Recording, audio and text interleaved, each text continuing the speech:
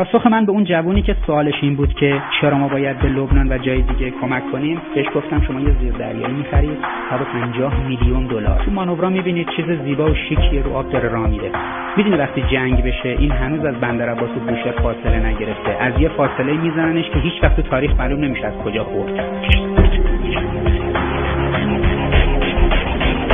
شما بدین که 150 میلیون دلار رو بدی زیردریایی بخری، یه میشینی اینجوری فکر میکنی که اگر بیای سالی 1 میلیون دلار میشه 1 میلیارد تومان به یک سازمان چریکی کمک کنی، کار فرهنگی کردی، اونها رو با ادبیات خودت رشد دادی، جامعه سازی کردی، بعد اونها در مواقع ضروری به تعبیر غربی‌ها پراکسیوار کردن. ما نگفتیم پراکسیوار، بدید این کلمه رو سرچ کنید، حالا خودش بعدم نه یه روز دو روز، ارتش 1 میلیون نفری عراق 21 روز جلو آمریکا دوام آورد.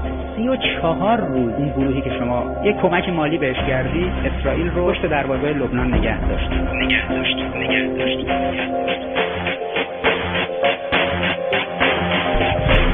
توی جوان میتونی بفهمی معنی این یعنی چی؟ بله کشور مشکل و چاره و فقیر و درمانده و بیکاری این حرفا داره، وزارت خونه براش داره. شما چرا بخش وزارت دفاع رو میگید بیاد بودجه امکاناتش بره اونجا؟ کشور دفاع نیاز داره. چطور شما وزارت بهداشت کسب نمیذارید؟ چون دفاع بدن مهمه، با طرح واکسیناسیون، طرح چه اینا دفاع بدن دیگه. دفاع ملی هم دفاع بدن ملی. نه وزارت بهداشت میتونه حذف کنید نه سیستم دفاعی رو.